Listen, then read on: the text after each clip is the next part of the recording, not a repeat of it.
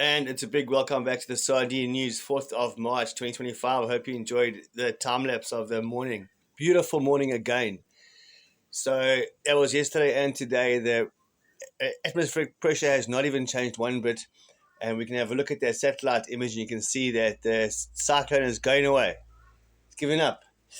But on the left-hand side, right off onto the west of South Africa, you can see that beautiful cold front coming now. Yay! That's a pretty front. It's got everything going for it.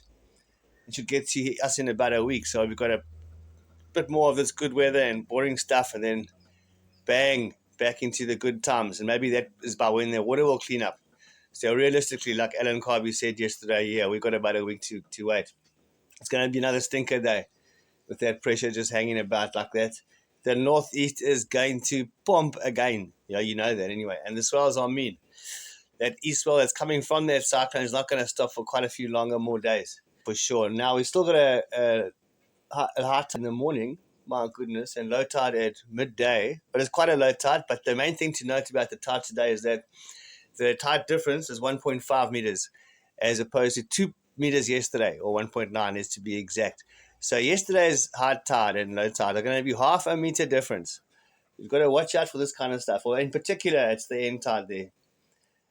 The midday tide, that's a 0.4. Yesterday it was a 0.1. So that's the thing you've got to watch out for. When you're moving away from spring tides, the moon is quite radical, 25%, growing fast. And that are the tides. A special thanks to afriwx.co.za, since the South African Weather Services got hacked because they use Microsoft SQL. What's it called? Active Server Pages. They got taken down. So they should use PHP, right?